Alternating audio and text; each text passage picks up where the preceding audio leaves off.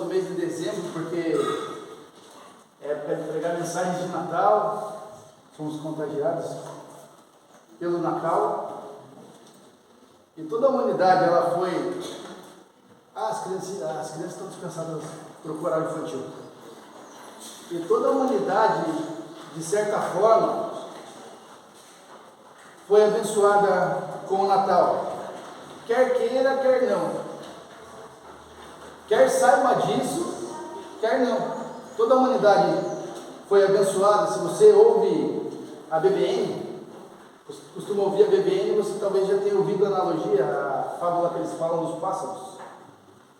Alguém já ouviu a fábula dos pássaros da BBN?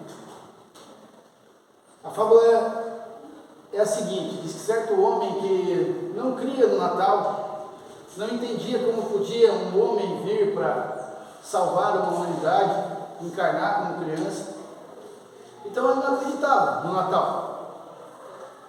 E um dia a família dele indo para a igreja, no dia do Natal, ele despediu a família e falou para a esposa: eu não quero ser um hipócrita de lá com vocês, sendo que eu não acredito nisso, não entendo como que isso funciona. Vão vocês e eu vou ficar em casa. A família vai para a igreja, ele senta na poltrona, pega o jornal, acende a lareira, a neve está caindo lá fora, ele começa a ler as notícias, quando ele escuta um barulho batendo no vidro, pum! Daí ele levanta, meio preocupado, de repente escuta outro barulho batendo no vidro, pum!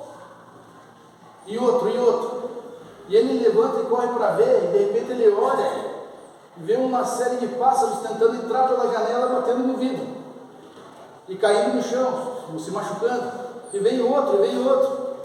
Aí ele, meio que desesperado, vai pela neve até o celeiro, acende a luz do celeiro, abre a porta e tenta indicar para os pássaros o caminho do celeiro. Só que não adianta, os pássaros querem entrar pelo vidro, eles batem toda hora no vidro, e ele vai de novo, ele acende uma fogueira dentro do celeiro para tentar indicar o caminho para os pássaros. E ele pensa na cabeça dele, ele faz uma resolução na cabeça dele, é a seguinte: ele fala: poxa, se eu pudesse mostrar para os pássaros que eu quero ajudar eles estão com medo de mim, mas eu quero ajudar eles. Olha para isso. Graças. Eu quero ajudar eles, eu quero indicar o caminho da salvação para eles. E ele pensa também: se eu pudesse me transformar num pássaro, falar a língua dos pássaros, eu poderia indicar o caminho para eles. Se eu pudesse me transformar num pássaro, eu indicaria o caminho para eles, falaria do caminho para eles. Naquele momento, na cabeça dele, foi inevitável não pensar em Jesus Cristo, que se fez homem, que veio para a terra para indicar o caminho da salvação. E aquele homem cai de joelhos na neve e entrega a vida a Jesus Cristo, entendendo como Deus poderia se fazer homem para indicar o caminho da salvação. Deus se fez homem para vir habitar nesse mundo caído, nesse mundo corrupto, nesse mundo contaminado, que jazia no pecado, na perdição. Se fez em forma de um bebezinho indefeso, que precisou de cuidado, de proteção quando era criança, precisou ser amamentado, precisou ser ensinado a andar, mas que ainda assim era o Deus Todo-Poderoso, era o Deus sustentador do universo, que criou todas as coisas para Ele, por meio dele, tudo é para Ele. Nós não entendemos esse mistério, como isso aconteceu. Mas foi assim.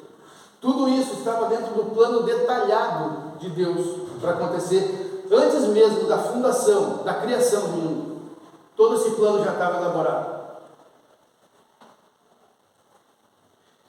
E é isso que eu quero ver hoje com os irmãos, como esse plano se tornou uma bênção na vida de cada um dos filhos de Deus.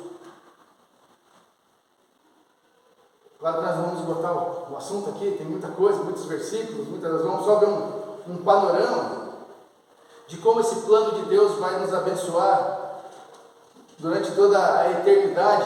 Então o título dessa mensagem é Da Manjedoura ao Calvário, da encarnação do Verbo à ressurreição do Salvador.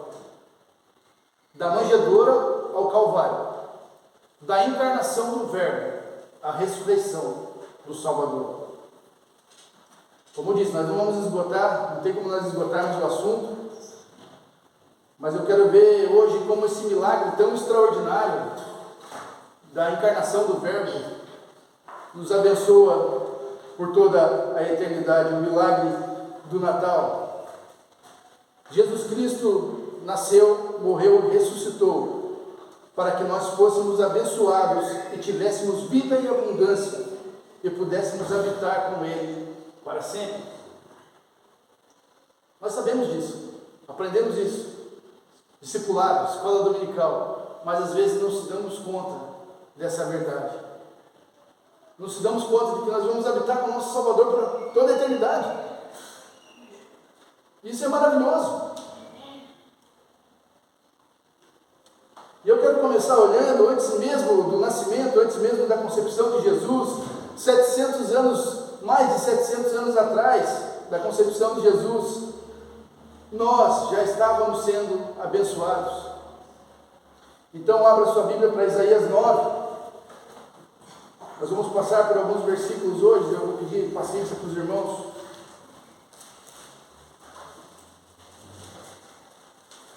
As bênçãos dos tempos mais antigos, Isaías 9. Olha o que diz o versículo 14. Isaías 9, 14. Perdão, 7, irmãos. Perdão, 7. 14. Isaías 7,14. Diz assim: Portanto, o Senhor mesmo vos dará um sinal, eis que a virgem conceberá e dará à luz a um filho, e lhe chamará Emanuel. Aqui dentro de um contexto político de Isaías, Isaías está profetizando, em um contexto político que é tão comum nos nossos dias de hoje, mas Isaías está profetizando sobre a casa de Davi, sobre o ministério, a vida e o controle do rei Acaz, que estava desacreditando da promessa de Deus, que deveria ter rompido o seu tratado com a Síria, mas persistiu na incredulidade, demonstrando fraqueza na fé. É um contexto político. Então Isaías profetiza sobre o Emanuel. Eis que a virgem dará à luz a um filho e lhe chamará Emanuel, Deus conosco. E essa profecia, ela vai se cumprir no Natal. Ela se cumpre no Natal, no nascimento virginal de Jesus Cristo. O nascimento virginal de Jesus Cristo é uma doutrina chave para a vida cristã. Você tem que crer no nascimento virginal de Cristo para se converter verdadeiramente. Se não fosse o nascimento virginal de Cristo, Cristo vindo em carne e osso, nós não teríamos um Salvador. Isso é uma verdade. Todos nós fomos e seremos abençoados pelo Emanuel, o Deus conosco. Todos nós seremos abençoados.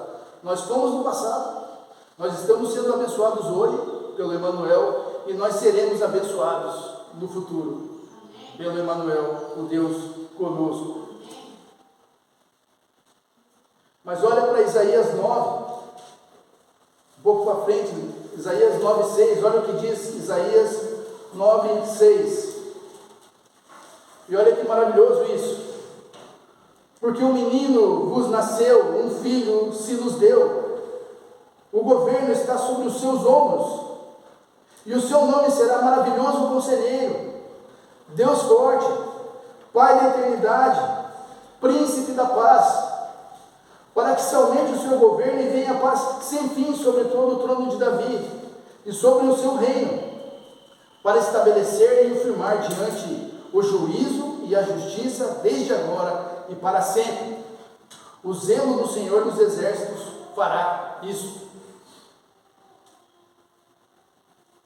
Nós podemos descansar nessa verdade.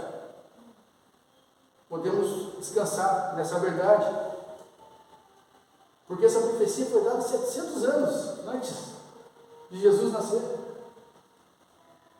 e ela se cumpriu cabalmente em todos os detalhes dela, e se cumprirá todos os detalhes dela. Nós podemos falar tranquilamente que Jesus é o nosso maravilhoso conselheiro. E olha que título maravilhoso para Jesus. Se nós seguimos os conselhos dele são perfeitos. Podemos falar que ele é o nosso Deus forte, ele é o nosso socorro nos momentos de aflição, ele é a nossa rocha. Nós, filhos de Deus, podemos bater no peito e falar: ele é o nosso Deus forte. Pai da eternidade, ele nos concedeu a vida eterna. Uma vez que todos colocamos a fé em Cristo, podemos gozar com ele na vida eterna. E príncipe da paz, ele é o agente que traz a paz. Ele é o agente que acalma o caos do nosso coração.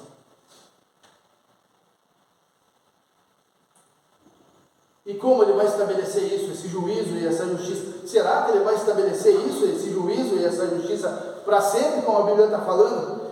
Quem nos garante isso? É o zelo do Senhor dos Exércitos. É o nome dele que garante isso. É a verdade dele que garante isso.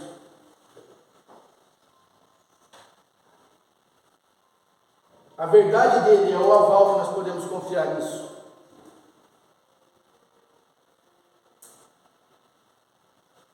Mas aqui são profecias, muito antes do nascimento de Cristo. E teve muitas outras, como eu falei, nós não vamos conseguir olhar para tudo hoje, temos 45 minutos só, mas nós não vamos conseguir olhar para tudo, mas aqui é só um pouquinho de profecia. E só esse pouquinho de profecia já acalenta o nosso coração, já nos dá uma aquecida no coração, só esse pouquinho de profecia, que foi dado 700 anos antes. Mas agora nós vamos perceber que fomos abençoados com a encarnação do Verbo, o nascimento de Jesus Cristo, o Filho de Deus. Deus se fazendo carne.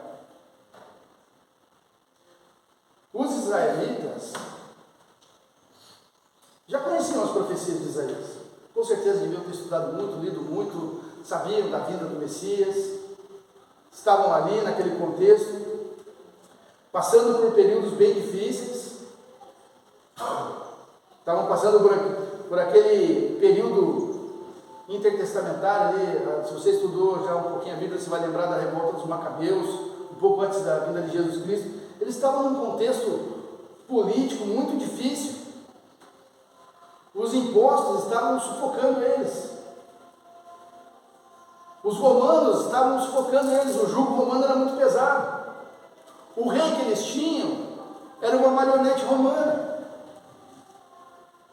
O rei que foi colocado no posto, que de repente era para defender eles, era uma figura, quase que um boneco no trono, um espantalho no trono, que pensava só nos interesses próprios. Então imagina para aquele povo. Estavam há 400 anos sem ouvir um silêncio de Deus, 400 anos, aquele jugo romano, impostos altos, um rei que não servia para nada. E talvez eles estivessem muito parecidos com a nossa vida nos dias de hoje, meio triste, meio sem saber como aconteceria, desanimados. Quando que o Messias vai vir? Ninguém sabe. Nesse contexto, uma jovem, uma menina, prometida em casamento para um homem, carpinteiro, muito simples, talvez fazendo planos para o casamento. Já pararam para pensar nisso? Talvez ela pensasse como seria a casa dela, o que ela faria, como ela cuidaria das crianças. Pensava, quando meu marido estiver chegando à tarde, eu vou deixar ali pronto uma refeição para ele. Vai ser muito bonito. Esse era o plano. Um plano de casamento.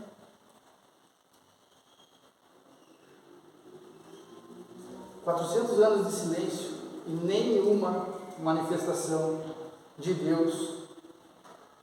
Então, olha o que acontece. Eu vou pedir para você ir lá para Lucas 1.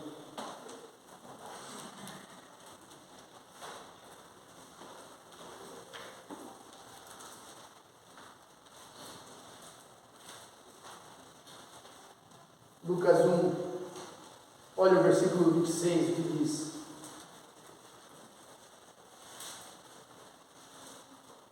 "No 6º mês, foi o anjo Gabriel enviado da parte de Deus para uma cidade da Galiléia, chamada Nazaré. Uma virgem desposada com certo homem, da casa de Davi, cujo nome era José. A virgem chamava-se Maria. E entrando o anjo onde ela estava, disse: Alegra-te muito, favorecida, o Senhor é contigo. Ela, porém, ao ouvir esta palavra, perturbou-se muito, e pôs-se a pensar no que significaria essa salvação.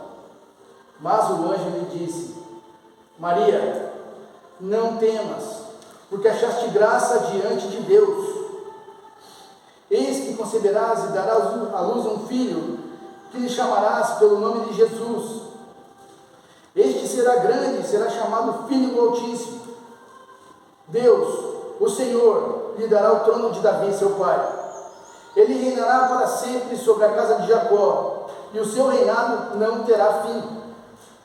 Então disse Maria ao anjo: Como será isso, pois não tenho relação com homem algum? Respondendo-lhe o anjo: Descerá sobre ti o Espírito Santo, e o poder do Altíssimo te envolverá com a sua sombra. Por isso também o ente santo que há de nascer será chamado Filho de Deus. Isabel, a tua parenta, igualmente concebeu um filho na sua velhice, sendo esse já o 6º mês para aquela que diziam ser estéril, porque para Deus não haverá impossíveis em todas as suas promessas. Então disse Maria: Aqui está a serva do Senhor, que se cumpra em mim, conforme a tua palavra. E o anjo se ausentou dela. Como eu disse, irmãos, são versículos que nos prometem muitas bênçãos. São versículos que nos alegram, nos dão esperança. Então, como eu disse, nós estamos fazendo só um panorama. Assim como aqueles versículos de Isaías e esses de Lucas já nos aquecem o coração, nos trazem para o Natal, para esse grande milagre da encarnação do Verbo. Olha o cântico de Maria depois disso. Então disse Maria, pense que eles estavam há 400 anos de silêncio, sem ver ou ouvir a voz de Deus. Olha o cântico de Maria: A minha alma engrandece ao Senhor, e o meu espírito se alegrou em Deus, meu Salvador, porque contemplou na humildade da tua serva. Pois desde agora todas as gerações me considerarão bem-aventurado, porque o poderoso me fez grandes coisas, santo é o seu nome. Sua misericórdia vai de geração em geração sobre os que o temem. Agiu com seu braço valorosamente, dispersou os que no coração alimentavam pensamentos soberbos. Derribou o trono dos poderosos e exaltou os humildes. Encheu de bens os famintos e despediu vazios os ricos. Amparou Israel, seu servo, a fim de lembrar-se da sua misericórdia a favor de Abraão e de sua descendência para sempre, como prometera aos nossos pais. Esse é o cântico de Maria, que nos abençoa e nos mostra o quão maravilhoso é o significado de Natal. Deus não procurou um grande palácio, Deus não procurou a esposa de um grande rei, Deus não quis coroar a vida do Salvador dentro de um grande espetáculo. maneira bem humilde, numa família bem humilde. Isso é maravilhoso, porque nos mostra que Deus está pouco se lixando para dinheiro, ou poder, ou o melhor carro, ou a melhor casa. Ele quer o coração. Deus quer o teu coração. E a maior prova disso é o Natal. Infelizmente, o mundo aí fora faz o caminho contrário. Cada vez mais consumo, bens, propriedades, luzes de Natal, árvore de Natal. Eu não tenho nada contra a árvore de Natal, não tenho problema com isso. Mas não é isso. Jesus está sendo tirado de lado e o mundo tem exaltado cada vez mais as coisas. E não é isso o Natal. Olha para Lucas 2. Naqueles dias, versículo 1, naqueles dias foi publicado um decreto de César Augusto convocando toda a população do império para recensear-se. O primeiro recenseamento foi quando Quirino era governador da Síria. Todos iam alistar-se, cada um à sua própria cidade. José também subiu da Galiléia para a cidade de Nazaré, da cidade de Nazaré para a Judéia, cidade de Davi, chamada Belém, por ser ele da família e casa de Davi, a fim de alistar-se com Maria, sua esposa, que estava grávida. Estando eles ali, aconteceu de completarem-se os dias, e ela deu à luz ao seu primogênito, enfaixou-o e deitou em uma manjedoura, porque não havia lugar para eles na hospedaria. Emanuel, Deus conosco. Jesus encarna. Deus encarna em forma humana. Jesus, Jeová é a salvação. Esse é o significado de Jesus. Cristo, o ungido, o Messias. Tudo isso na forma de um bebezinho. Nós temos vários bebezinhos na igreja, né? Eles são tão molinhos, tão pequenininhos, certo? Às vezes eu sou meio ogro, eu não gosto nem de pegar nenenzinho muito no colo, porque eu sou meio desajeitado, mas eles são tão pequenininhos e molinhos, e de repente o Deus Todo-Poderoso encarna em forma de bebê. Talvez você já tenha lido essas passagens várias vezes, mas eu quero convidar vocês agora para uma leitura um pouco diferente. Pegue todas essas coisas que nós acabamos de ver, de analisar. 400 anos em silêncio, o período intertestamentário ali, o desânimo do povo, as lutas, os impostos, o jugo romano, o seu rei egoísta. E pense nisso, na escolha de Deus por essa família humilde. E agora vamos ler um outro trecho de Lucas 2. Lucas 2, 8. Havia naquela mesma região pastores que viviam nos campos e guardavam o seu rebanho durante as vigílias da noite. E um anjo do Senhor desceu onde eles estavam, e a glória do Senhor brilhou ao redor deles, e eles ficaram tomados de grande temor. Então imagine essa cena. À noite, os pastores ali cuidando do seu rebanho, e o anjo desce, e a glória do anjo brilha, e eles ficam apavorados, com medo. O que é isso? Mas percebem que é um anjo. Olha o que acontece depois. O anjo, porém, lhes disse: não temais, eis aqui vos trago boa nova de grande alegria, que será para todo o povo. É que hoje vos nasceu na cidade de Davi o Salvador, que é Cristo, o Senhor. Então o anjo está anunciando: o Messias chegou. Vocês não precisam ter medo. Não precisam ter medo mais. O Messias chegou. Se alegrem com isso. Mas o mais extraordinário vem agora. Imagine essa cena. Os pastores lá no campo.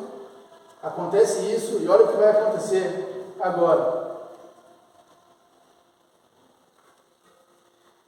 E isso vos servirá de sinal, e encontrareis uma criança envolta em faixas deitada na manjedoura. Presta atenção agora. E subitamente, de repente, apareceu como um anjo uma multidão da milícia celestial louvando a Deus, dizendo: glória a Deus nas maiores alturas e paz na terra entre os homens a quem Ele quer bem. Essa bênção nos atinge direto, irmãos. A imagem que aqueles pastores, aqueles humildes pastores viram naquela noite em Belém foi algo extraordinário. Os 400 anos de silêncio não significaram nada perto daquela visão que aqueles pastores tiveram.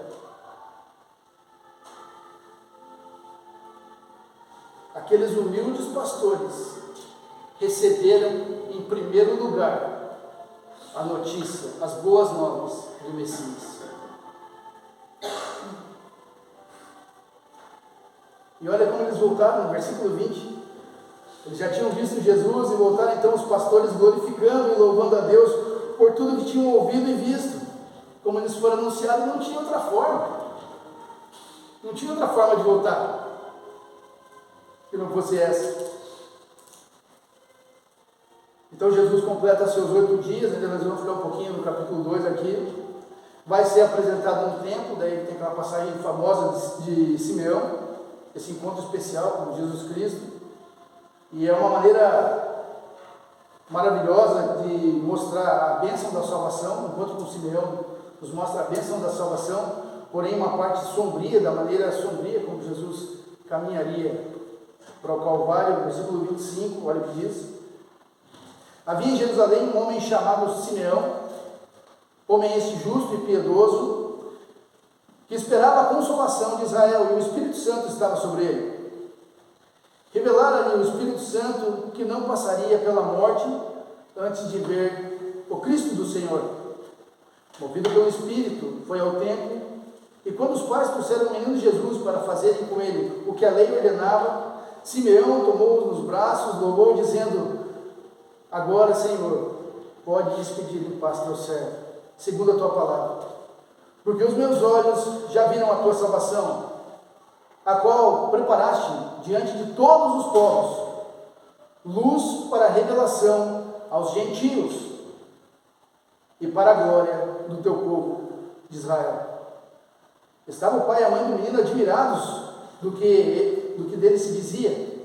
Simeão os abençoou e disse a Maria, mãe do menino: eis que este menino está destinado tanto para a ruína como para o levantamento de muitos em Israel, para ser alvo de contradição. Também uma espada transpassará a tua própria alma, para que se manifestem os pensamentos de muitos corações. Simeão esperava por aquele dia. Já era um senhor idoso, esperando para ver o Messias. E ele fala o que aconteceria com aquele bebezinho, o que ia acontecer no futuro.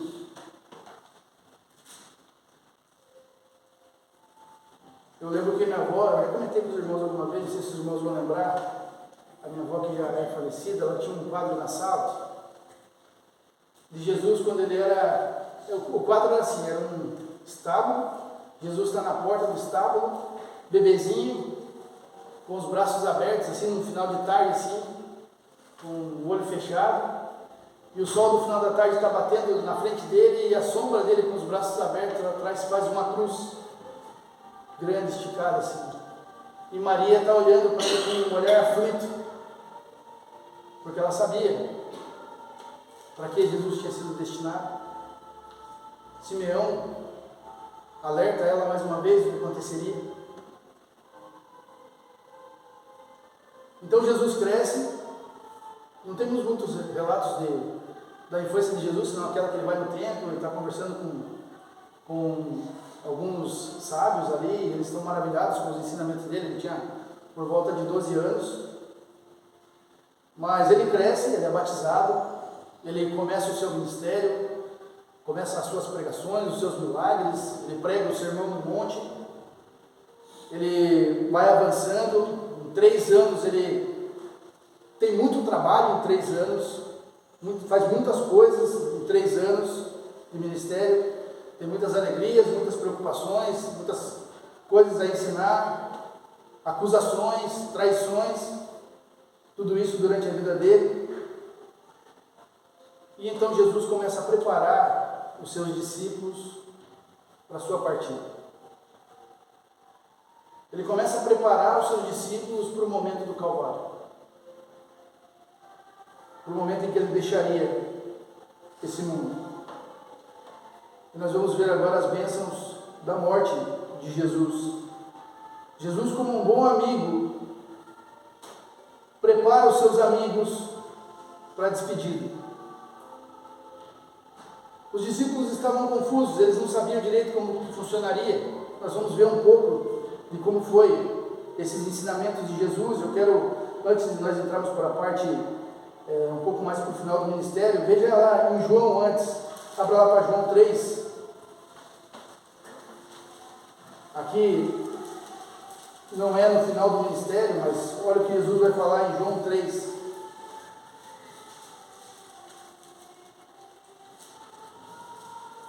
Versículo 13, ele diz assim: ora, ninguém subiu ao céu, senão aquele que de lá desceu, a saber, o Filho do Homem, que está no céu.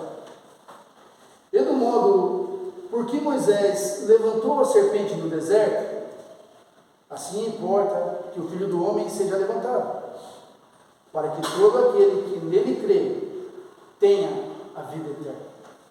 Os irmãos conhecem a passagem da serpente de bronze no deserto, quando todos os israelitas estavam sendo atacados e mortos por ataques de serpente, que era um juízo de Deus.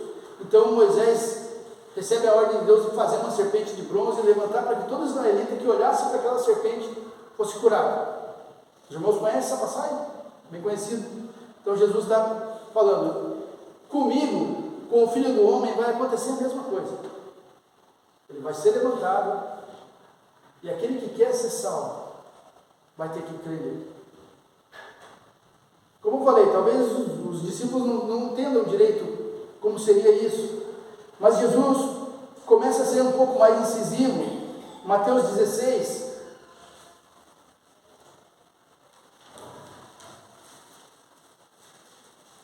com relação à sua morte, ele vai começar a ser mais direto, fazer com que eles entendam um pouco mais sobre isso. Mateus 16, 21, diz assim: desde esse tempo começou Jesus Cristo a mostrar a seus discípulos que era necessário seguir para Jerusalém e sofrer muitas coisas dos anciãos, dos principais sacerdotes e dos escribas, ser morto e ressuscitado no terceiro dia. Aqui eles começam a entender um pouco mais. Jesus começa a mostrar, e aí assim, mesmo depois da morte dele, eles não entenderam direito. Lembra do caminho de Emaús? Aqueles discípulos falando: meu Deus, agora que vai ser não. E Jesus aparece falando para ele: mestres, vocês não sabem do que estão falando, como vocês não percebem o que está acontecendo? Mas Jesus tenta ser mais incisivo, tenta deixar mais claro, tenta esclarecer para eles o que aconteceria. Ele já estava falando sobre o Calvário, sobre a necessidade daquilo acontecer. E depois ele vai indicar também a morte dele em João 12. Ambas as passagens falam sobre tomar a cruz, seguir, perder a vida por Cristo para ganhar a vida. Mas olha, abre lá para João 12, por favor, para os irmãos abrirem para lá. Eu quero só ver 3 versículos. João 12, versículo 31 diz assim: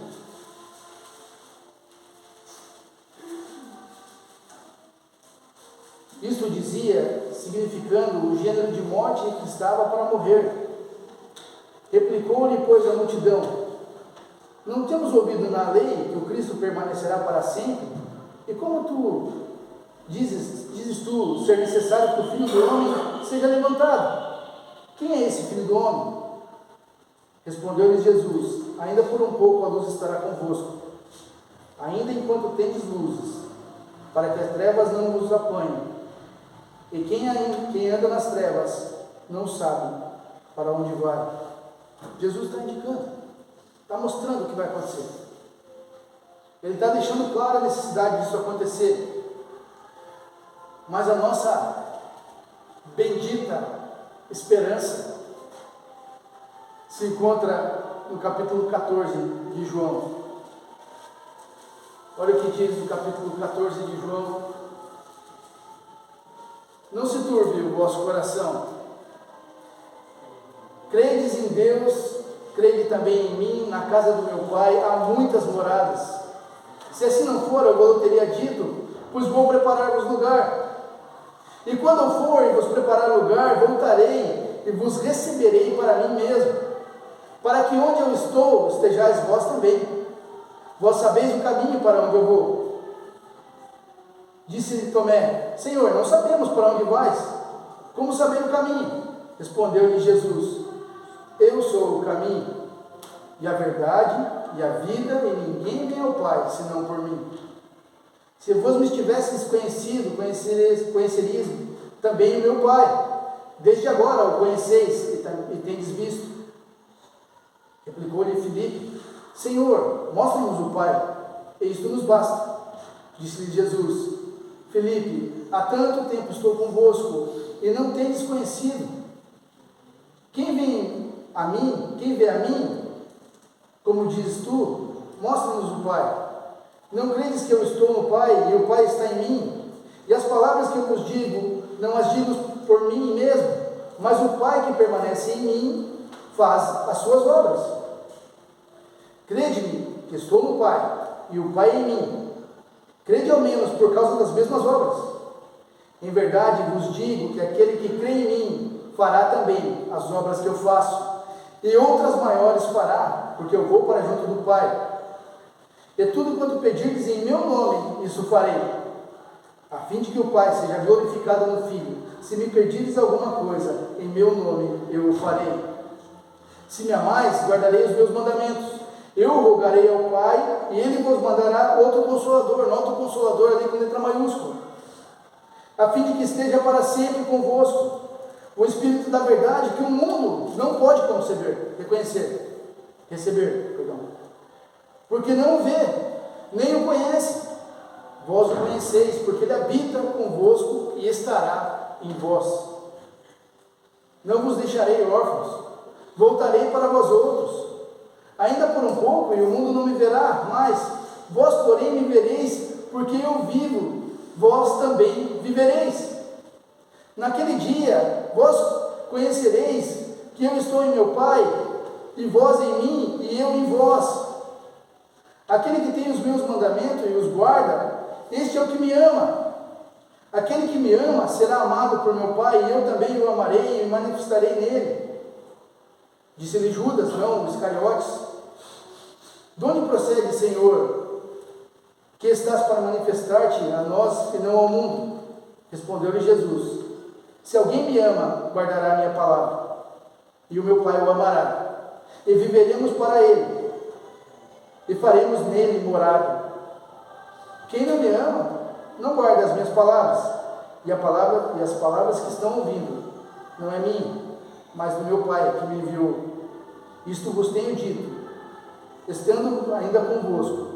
Mas o Consolador, o Espírito Santo, a quem o Pai enviará em meu nome, esse vos ensinará todas as coisas e vos fará lembrar de tudo o que vos tenho dito. Deixo-vos a paz, a minha paz vos dou, não vou lá dou como dá o mundo. Não se turbe o vosso coração, nem se atemorize. Ouvistes o que eu vos disse, vou e volto para junto de vós. Se me amasseis, alegrar-se-vos-eis de que eu vá para o Pai, pois o Pai é maior do que eu. Disse-vos agora, antes que aconteça, para que quando acontecer, vós creiais. Já não falarei muito, porque vem aí o príncipe deste mundo. Ele nada tem em mim, contudo assim procedo, para que o mundo saiba que eu amo o Pai e faço como o Pai me ordenou. Levantai-vos e vamos daqui. A bênção do Espírito Santo, a bênção de sabermos que Jesus vai estar conosco todos os dias.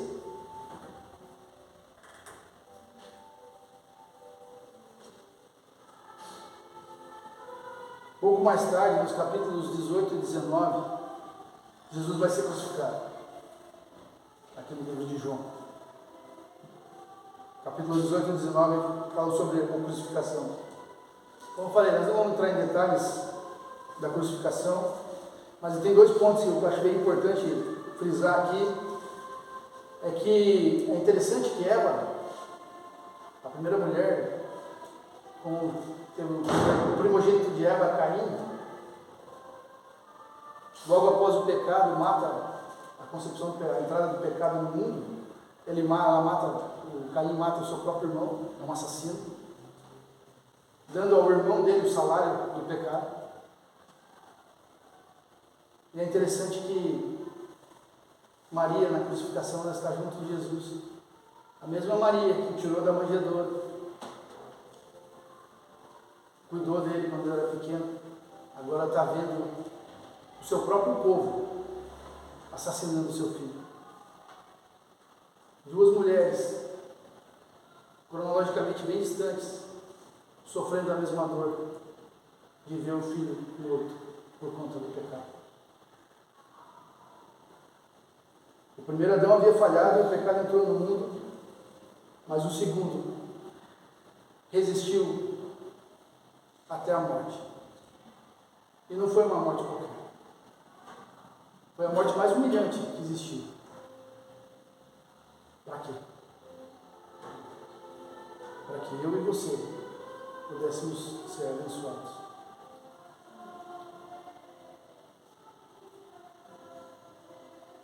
Eu quero olhar para João 19:30, é o último versículo que eu quero ler com os irmãos, que é um ponto importante.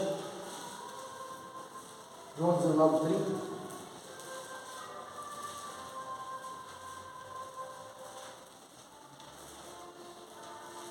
Os últimos momentos de Jesus na terra, nós vimos os primeiros momentos dele na terra, vamos ver os últimos agora.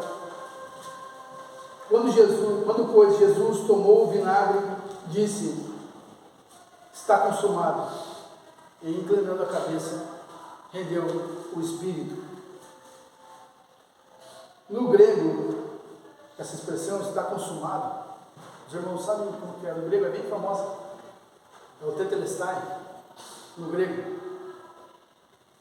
E é um termo jurídico, interessante. Jesus, nas suas últimas palavras, usa um termo jurídico.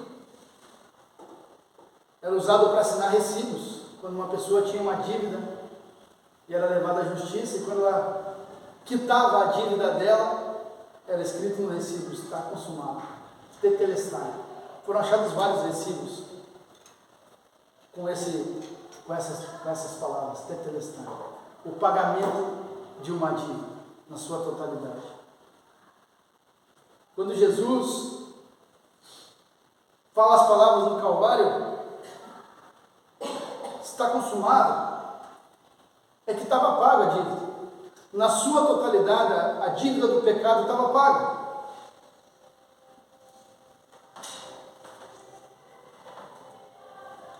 Eu quero terminar com a fábula das três árvores. Acho que sei que vários irmãos já ouviram essa fábula. Eu quero ler a fábula das três árvores para os irmãos.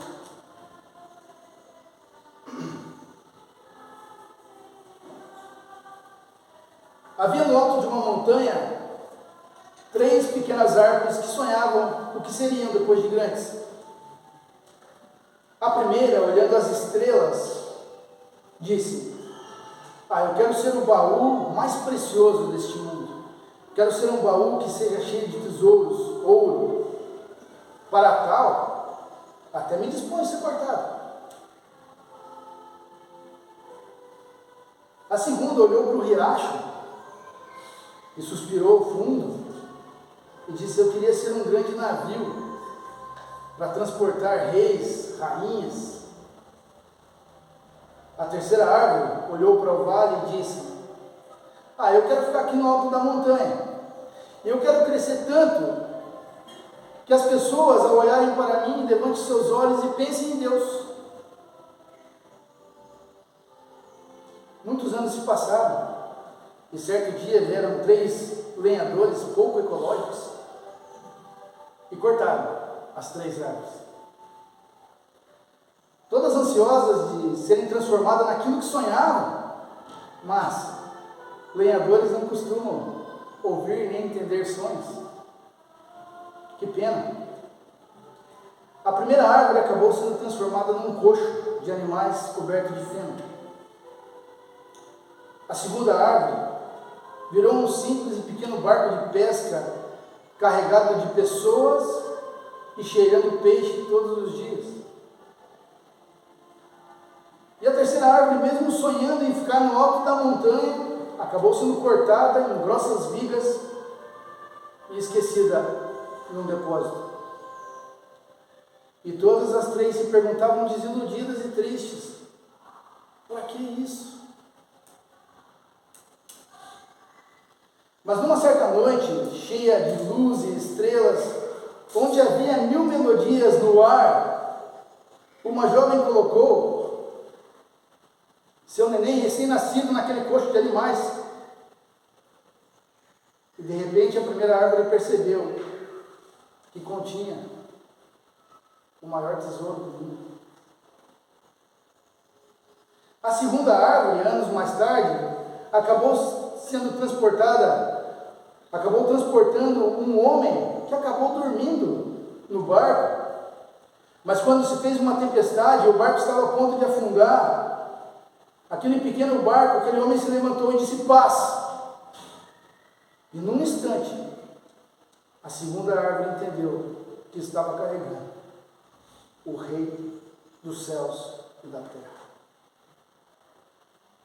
Tempos mais tarde, numa sexta-feira, a terceira árvore espantou-se quando suas vigas foram unidas em formato de cruz. E um homem foi pregado nela. Logo ela se sentiu horrível e se sentiu cruel. Mas logo no domingo, o mundo vibrou de alegria. E a terceira árvore entendeu que nela havia sido pregado um homem para a salvação da humanidade. E que as pessoas sempre lembrariam de Deus e do seu Filho Jesus Cristo ao olharem para ela. As árvores haviam tido sonhos, mas as suas realizações foram 1000 vezes melhores e mais sábias do que haviam imaginado. Temos nossos sonhos, nossos planos, mas por vezes não coincidem com os planos de Deus para nós. Mas os planos dele são muito melhores. Nós sempre somos surpreendidos pela generosidade e misericórdia dele. Irmãos, o Evangelho não acaba em morte. O Evangelho é ressurreição. Hoje, tanto a manjedoura está vazia, essa aqui não está vazia mesmo? Não tem vizinho. Quanto o barco, e principalmente a cruz. Os 3 estão vazios, porque Cristo vive. Ele está vivo, Ele está preparando para vir cumprir o plano dele aqui nessa terra. Nós, como uma grande família, continuamos a nossa vida aqui, buscando servi-lo, buscando fazer a vontade dele, passando por nossas dificuldades, mas com a certeza de que um dia estaremos com ele. Essa é a história do Evangelho. Essa é a bênção do Natal. Que nós possamos sempre pensar nessa verdade. Eu não vou pregar outra mensagem antes do Natal, então desde já quero desejar Feliz Natal para todos os irmãos e que Deus abençoe a todos e que nós possamos nos segurar nessa verdade. Amém.